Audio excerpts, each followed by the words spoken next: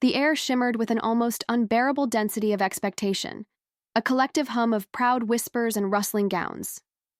My name, Sarah Montgomery, echoed through the vast university hall, a phantom limb in the booming voice of the announcer.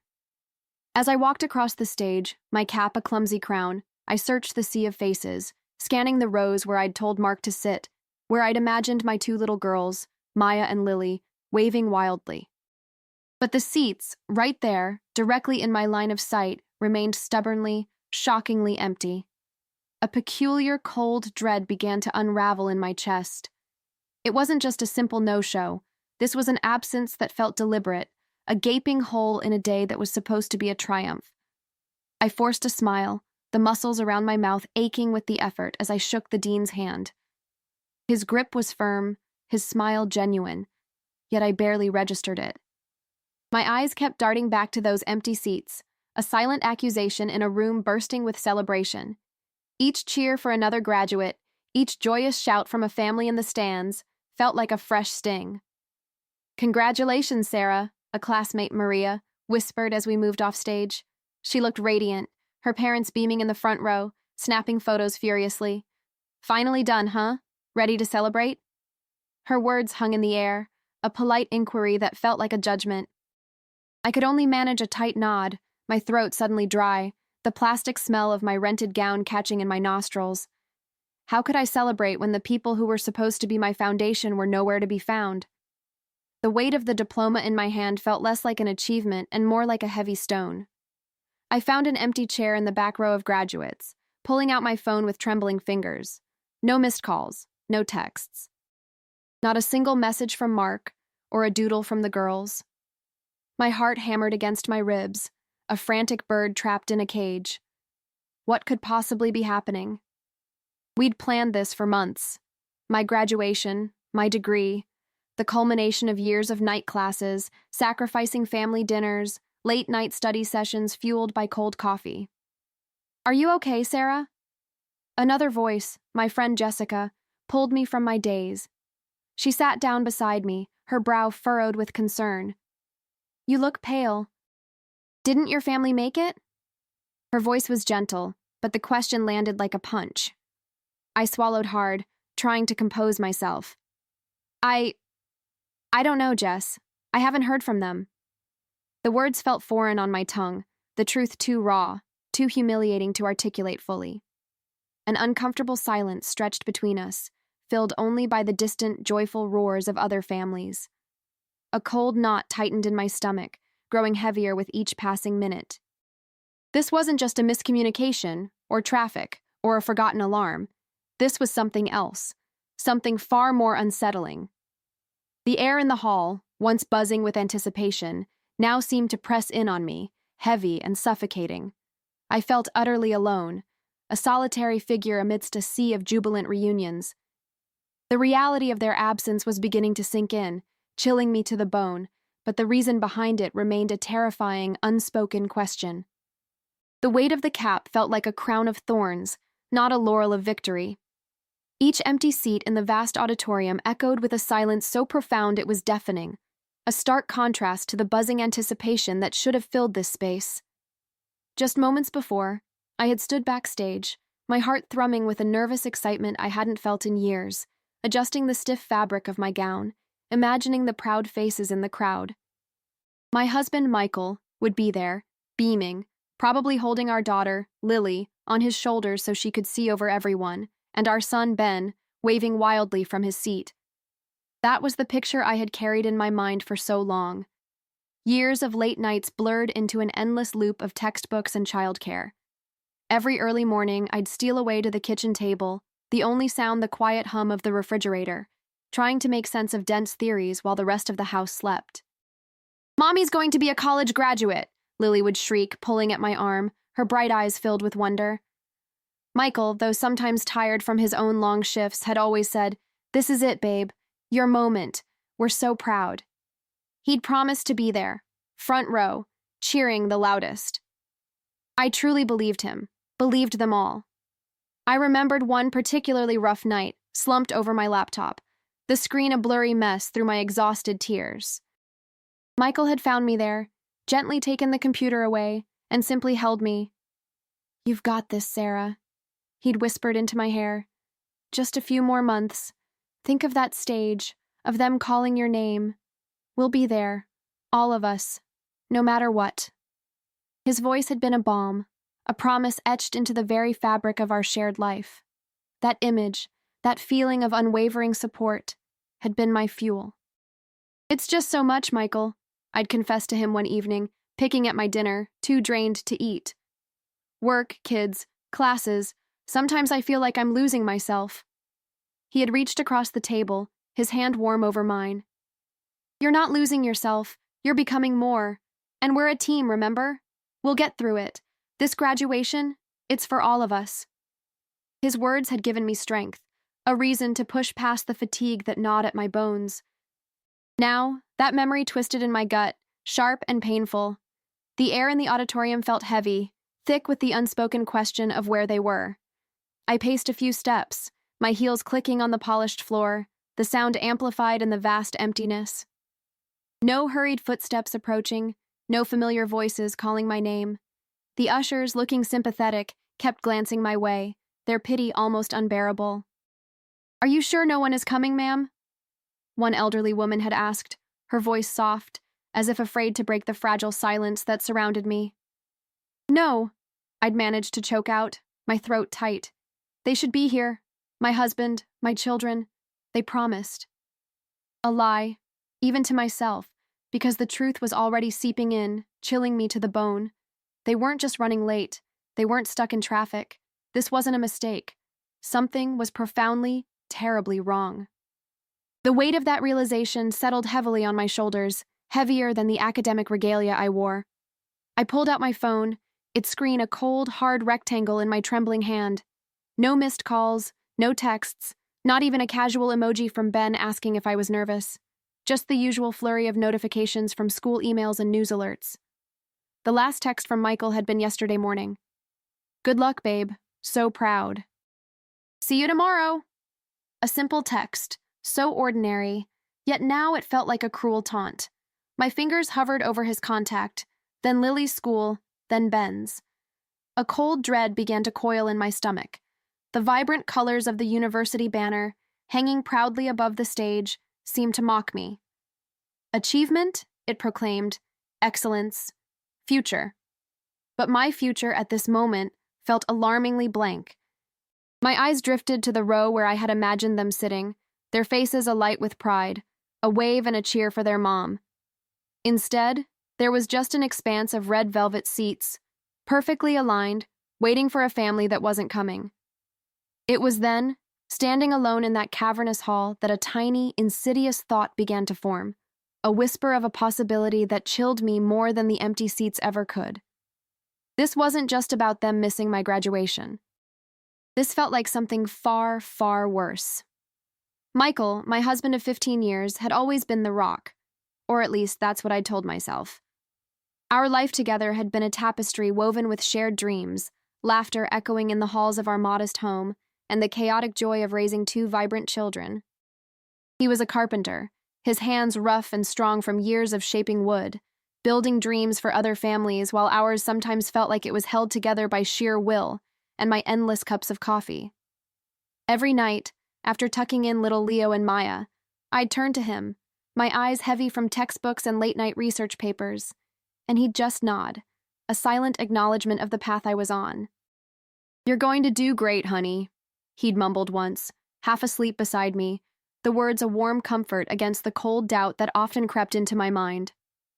I remembered that night clearly, the scent of sawdust still clinging faintly to his work shirt as he shifted, pulling me closer. It felt like an anchor in the storm of essays and exams. My kids, bless their hearts, were just as much a part of this journey. Maya, 14, with her quick wit and burgeoning artistic talent, often helped me quiz flashcards, her youthful enthusiasm a stark contrast to my weary brain. "Mom, what's the capital of... No, wait, what's the primary function of the amygdala?" She'd giggle, flipping the card, her bright eyes twinkling. And Leo, my 10-year-old, a whirlwind of boundless energy and curiosity, sometimes drew me pictures of a cap and gown, little stick figures of us cheering. You're gonna be the smartest mom ever, he declared one evening, pressing a crumpled drawing into my hand. Their innocent belief fueled me more than any caffeine ever could. Weeks before the graduation, the excitement in our house had been palpable, at least for me. Are you guys sure about Saturday? I'd asked at dinner, my voice buzzing with nervous anticipation, a fork suspended midair. Because I really want you all there. It's a big day for us, not just me. Michael had just grunted, focused on carving a chicken. Of course, babe. Wouldn't miss it for the world. Maya, on the other hand, looked up, her expression a mix of genuine excitement and teenage indifference. Yeah, Mom, we'll be there. Dad said we can go out for ice cream after. Leo, always the most vocal, bounced in his seat. Can I wear my new superhero shirt? He demanded, eyes wide. Their responses had felt reassuring, a solid promise carved into the fabric of our family life. We even picked out a small, quiet restaurant for a celebratory dinner afterward, a place where the kids could actually sit still for more than 5 minutes. It was all planned, meticulously, lovingly. I'd seen it in my head 1,000 times, the flash of cameras, their proud faces in the crowd, the sense of collective triumph. It was a vision that had pulled me through countless all-nighters, the promise of sharing that moment with them. That was the dream. The morning of my graduation dawned with a crisp, cool air that hinted at the turning season. I remember the way the early light slanted through the bedroom window, illuminating dust motes dancing in the stillness. A nervous flutter tightened in my chest, a mix of pure joy and profound accomplishment. This was it. Years of late nights, endless textbooks, and sacrificing precious moments with my family were finally culminating. I'd picked out my dress weeks ago, a simple navy blue, elegant and understated, perfect for a milestone that felt so monumental. The kids had promised to wake up early, their excitement almost mirroring mine. But as the clock ticked past 7, then 8, a quiet unease began to settle over the house. Usually by now, Leo would be bustling around making coffee, and the kids, Liam and Clara, would be bouncing off the walls, demanding breakfast. Instead, the house remained eerily silent. A faint chill crept up my spine, distinct from the morning air. I walked into the kitchen, the sunlight now streaming through the sliding glass door, yet nothing felt warm. There was no telltale scent of brewing coffee, no clatter of cereal bowls. Just silence. Leo? Kids? Are you awake yet? I called out, my voice sounding strangely fragile in the quiet. I waited, listening intently, but only the gentle hum of the refrigerator replied. My heart started a slow, heavy thrum against my ribs. Had they overslept? It was unlike them, especially for today. I pulled out my phone, a knot forming in my stomach, and saw a text message from Leo, sent sometime in the pre-dawn hours. My fingers trembled slightly as I tapped to open it. The message was brief, almost curt. Emergency. Had to leave with kids. Will explain later. Don't worry, honey. Love you. The words felt like a physical blow, stripping the air from my lungs. Emergency? What kind of emergency? And why didn't he call? Why couldn't he have woken me? My mind raced, trying to conjure a plausible scenario. Was someone hurt? Was it family? A sudden trip? Yet, the abruptness, the lack of detail, it all felt wrong, like a piece of a puzzle deliberately hidden from view. An emergency? What does that even mean? I whispered to the empty room, my voice laced with bewilderment and a nascent flicker of dread. I dialed Leo's number immediately, but it went straight to voicemail. Then I tried his parents', then my own, anyone who might have information. Each unanswered call, each ring of the phone that faded into silence, only amplified the growing panic inside me. This wasn't how today was supposed to go. This wasn't the triumphant morning I'd envisioned for so long. The perfect picture of my graduation day was already cracking. A hollow ache began to spread through my chest, chasing away the brief, forced cheer. I gripped my phone tighter, my thumb hovering over my husband's contact. Maybe their phone died, I whispered, the words sounding flimsy even to my own ears. A desperate, irrational hope flickered, a tiny ember in the cold ash of my disappointment. I remembered a fleeting conversation with Leo a few days prior, him mentioning a possible urgent client meeting, but he'd brushed it off, assuring me this day was sacred. Was it an emergency then? Something genuinely unavoidable? I wanted to believe that. I needed to. I dialed my mother's number next, my fingers trembling slightly. It rang, and then went to voicemail. "You've reached Clara," her recorded voice chirped, annoyingly cheerful. "Leave a message." I hung up abruptly, a knot tightening in my stomach. No text, no quick call from anyone. It felt like a deliberate, synchronized silence. I tried my sister, Elena, then my brother, David. Every single call led to the same result, a polite, automated voice. My breath hitched. This wasn't just a coincidence, was it? They wouldn't all be unavailable. "Are you okay, darling?" A sweet, elderly woman in a floral dress, her cap askew, touched my arm gently. She was probably someone's proud grandmother. I forced a smile. Just a little overwhelmed, I managed, my voice raspy. She patted my hand. "It's a big day, dear. Your family must be so proud." The words were meant to be kind, but they stung. Pride. I wondered if they felt any of that.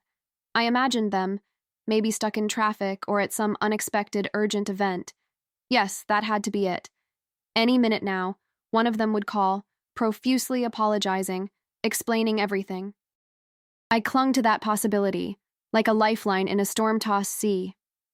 "Look at you, all grown up." I could almost hear my father's booming laugh, see my mother's tearful smile. My smart girl finally did it.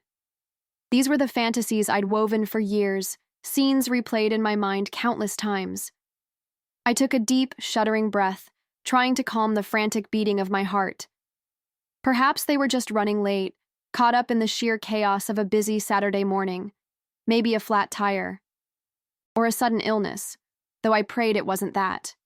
I forced myself to walk with the others, to collect my diploma, to smile for the obligatory photo. But the smile felt like a mask, and my eyes kept darting to the empty seats, searching, hoping for a familiar face to appear, to break the crushing silence.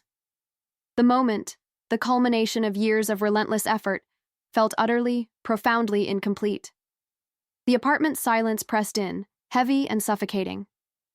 My phone, hot in my hand, showed only missed calls and unanswered texts from Mark, Maya, and Ethan.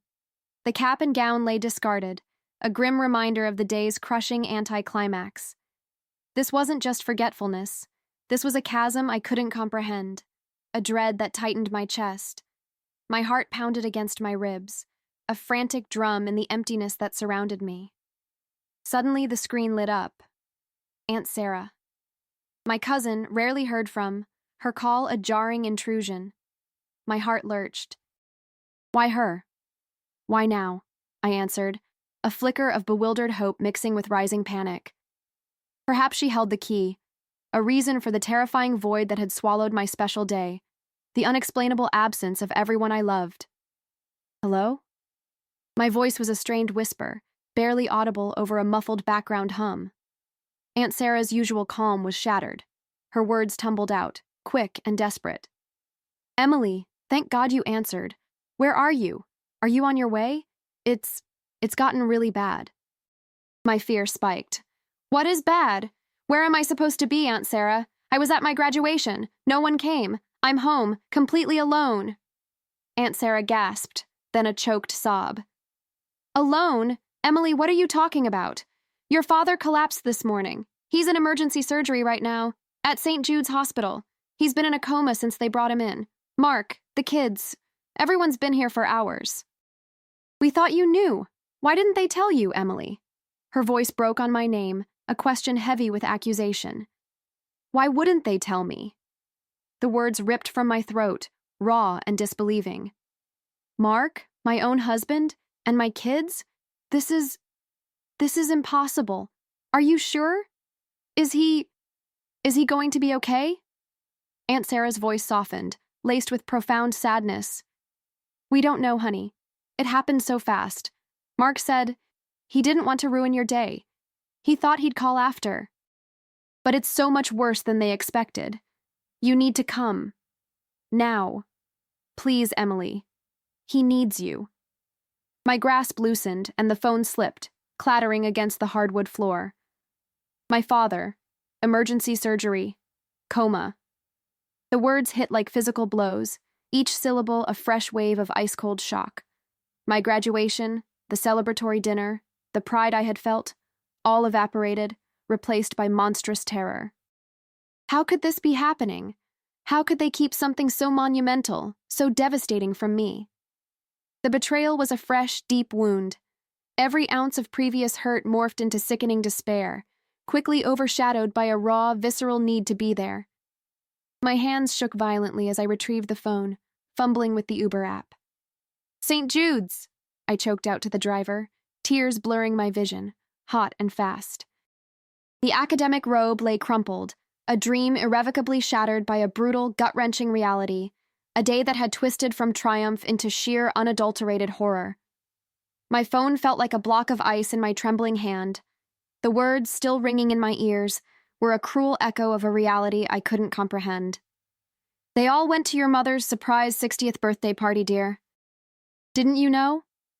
My aunt's voice, so innocent and well-meaning, had shattered the last vestiges of my hope, leaving jagged fragments of disbelief in their wake. A surprise party. Not a medical emergency, not a sudden work trip, but a celebration. For my mother. The woman who had consistently downplayed my achievements, the woman whose attention I had craved my entire life. A sharp, guttural laugh escaped me, hollow and bitter. "No, Aunt Sarah," I managed to rasp. "I didn't know." "Funny, isn't it? No one thought to mention it." The line went silent, a heavy quiet stretching between us as the implications settled. My graduation, a culmination of years of relentless effort, late nights fueled by caffeine, and the constant juggle of work, studies, and family, had been eclipsed by a party. My own family, my husband, my children, they had chosen a different path, one that led away from me. I dropped onto the nearest bench, the rough wood pressing into my thighs, a stark contrast to the luxurious fabric of my gown. My head spun, a chaotic vortex of images, my hopeful smile in the morning, the empty seats in the auditorium, the whispered congratulations from strangers, now overlaid with images of my family, laughing, singing, happy birthday, raising toasts. How could they? I whispered to the empty air, the question a raw wound. How could they all conspire to do this? My fingers fumbled for Michael's contact, my husband, the man who had promised to be my rock, my partner through thick and thin. His voice, when he finally answered, was annoyingly jovial. "Hey, love, everything okay? Just got back, the party was a blast." His casual tone ignited a fire in my belly, a scorching rage that eclipsed the earlier despair. "A blast, Michael?" I spat, my voice rising. "You call it a blast? While I was standing alone on that stage, receiving a diploma you knew meant everything to me, my mother's 60th? You mean more than my lifelong dream?" There was a stunned silence on the other end, the forced cheerfulness instantly draining from his voice. "Maria, what are you talking about? It was a surprise for your mom, a family thing. We thought you knew. We couldn't just not go. It was important." His excuses were like flimsy paper, tearing under the weight of my fury. Important? More important than your wife? More important than watching your kids see their mother achieve something she's sacrificed for? You knew this was today, Michael. You helped me pick out this gown. The accusation hung in the air, thick with betrayal. A child's giggle echoed faintly in the background, a chilling reminder of my kids being there, celebrating, without me. "And the kids?" I pressed, my voice now dangerously low, each word a hammer blow. "Did they enjoy the cake, Michael? Did they miss their mom at all, or were they too busy singing to Grandma?" His ensuing stammering was pathetic, a weak attempt to weave a narrative of misunderstanding. They thought it was just a regular party. We didn't want to spoil the surprise. It just snuck up on us. The timing." The lie was so transparent, so insulting. It solidified the sickening truth. This wasn't an oversight. This was a choice. A deliberate prioritization that left me utterly, irrevocably alone on what should have been one of my proudest days. The betrayal felt like a physical blow, stealing the air from my lungs. The weight of years of feeling overlooked, of being the one who always understood, who always accommodated, crashed down on me. I realized then that my expectations had been a fragile shield, and now it had completely shattered. The air in that house felt heavy, thick with unshed tears and unspoken apologies, a stark contrast to the celebratory lightness that should have surrounded me moments earlier.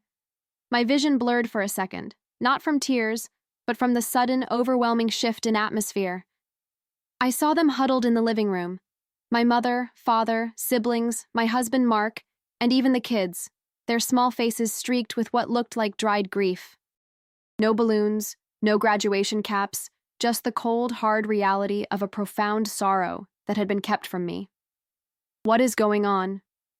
I heard my voice, sharp and trembling, cut through the suffocating silence. It didn't sound like my own, laced with a fear that gnawed at my stomach. My mother flinched, turning slowly, her eyes red-rimmed and swollen. She couldn't meet my gaze, instead looking towards Mark, a silent plea passing between them. He stood rigid, his hands clenched at his sides, his usual warmth replaced by a brittle, distant expression. "Sarah," he began, his voice raspy, we didn't know how to tell you." The words were an immediate punch to the gut. "Tell me what?"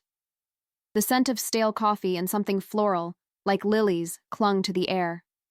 A chill crawled up my spine, colder than any air conditioning. My sister, Lisa, broke down then, a raw sob tearing from her throat.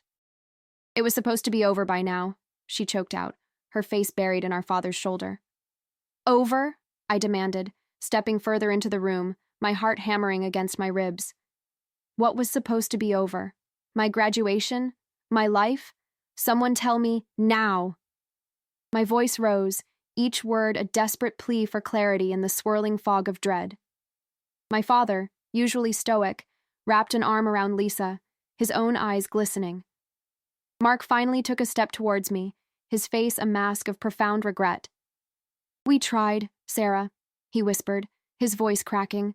"We tried everything. The doctors they said there wasn't much hope."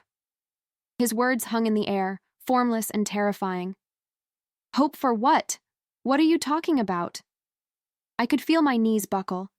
He reached out, hesitantly touching my arm. "Your heart, Sarah. It wasn't getting better. We were making arrangements." My world tilted on its axis. My heart? The words were foreign on my tongue. Arrangements for what? My mind raced, trying to grasp the impossible. Funeral arrangements? For me? The air left my lungs in a whoosh, and I stumbled back, catching myself on the doorframe. My mother finally looked at me, her face contorted in anguish. "We didn't want you to know. We didn't want you to lose hope. We planned a goodbye, just in case." "A goodbye?" I repeated, my voice barely a whisper, a strangled sound that barely escaped my throat. The room swam before me, the faces of my family blurring into a canvas of grief. They weren't missing my graduation. They were bracing for my end. This wasn't a party they went to. It was a vigil. Every lie, every strange look, every whispered conversation, it all coalesced into this monstrous, unbelievable truth. A profound silence descended then, broken only by my ragged breath. My entire life, every future dream, every past memory, seemed to flash before my eyes, suddenly redefined by this looming shadow. The silence in the house, once filled with echoes of laughter, now hummed with unsettling clarity. It was the desolate quiet of a place emptied of expectation. I walked through the living room, my footsteps unnaturally loud on the hardwood, each a stark punctuation in the narrative of my unraveling world. Framed photographs on the mantelpiece, images of smiling family, now mocked me with their staged happiness, their presence a stark reminder of their profound absence. I picked up a smooth river stone my youngest had given me, a supposed good luck charm. Its coolness in my palm was the only solid sensation in a world that felt fluid, shifting beneath my feet. "Is this really it?" I murmured, voice brittle, the question hanging in the stale air. "Is this the line?" No one to answer, of course, only the hum of the refrigerator and the distant sigh of the wind. This wasn't just a missed graduation, it was a quiet, profound burial. a funeral for the woman I thought I was, for the family I believed I had. I found myself in the kitchen, staring at empty coffee cups in the sink, a testament to a morning that proceeded without me, a life that continued its rhythm regardless of my devastation. Sunlight, usually comforting, now seemed glaringly indifferent, highlighting dust motes dancing like tiny uncaring spirits. This was the moment, I knew, when the last thread snapped. Not with a dramatic flourish, but with a silent, internal surrender. The image of them, gathered elsewhere, somewhere I was deliberately excluded from, finally began to fade into a hazy, indistinct smear. "You are free now." A whisper seemed to rise from the very floorboards, echoing the deep silence. It wasn't my voice, not exactly, but it resonated with a truth buried under years of desperate hope. The weight in my chest began to lift, replaced not by relief, but by a vast, uncharted emptiness. The presence of their rejection, so palpable just hours before, dissolved, leaving behind only the stark contours of my own solitary strength. It was the hardest realization, the most painful liberation, charged with a quiet, undeniable beginning. The silence in the car on the way home was no longer oppressive, but heavy with understanding. My fingers traced the outline of the cheap plastic graduation cap lying on the seat beside me, now just a prop. It wasn't about the cap, or the scroll, or the stage, I murmured to myself, a soft whisper that felt profound in the quiet cabin. It was always about them. "You knew, didn't you?" I asked Mark later that night, his hand warm in mine across the kitchen table. The quiet hum of the refrigerator filled the space, a backdrop to our unspoken words. He just squeezed my fingers gently, a small smile playing on his lips. "We had to, love. You deserve the world." His unspoken words resonated, filling the space between us more completely than any grand declaration could. The kids, finally asleep, their small, rumpled forms in their beds were a testament to the chaotic, boundless love that fills our home. The most striking image that truly settled deep into my bones wasn't the scattered confetti, nor the whispered apologies for the chaos they'd caused. It was the way Liam, my youngest, had carefully placed his small hand over my heart. "Mama," he'd whispered, his eyes wide and earnest. "We just wanted you to be happy." That simple gesture, that innocent declaration, held the weight of 1,000 speeches. It was everything. The immediate sting of that graduation morning had long since faded, replaced by a profound tenderness. "It feels so far away now," I mused aloud, the memory of the sharp, almost physical ache of abandonment dissolving. The initial hurt had dissolved into something else entirely, a quiet reverence for the messy, beautiful complexities of love. It was a memory now, a story we'd laugh about in years to come, a testament to how easily perception can be twisted. Perhaps in our relentless pursuit of validation, of ticking off society's rigid boxes, we sometimes miss the quiet, persistent pulse of what truly matters. Life isn't a series of grand stages and public applause. It's the whispered confessions in the dark, the shared burdens, the messy, imperfect moments that, strung together, form the unbreakable tapestry of our existence. That day, I learned the most important celebrations are often the ones you don't expect, held in the most unexpected places, with the people who know your heart best. And sometimes, the loudest love is expressed in the quietest, most profound sacrifice.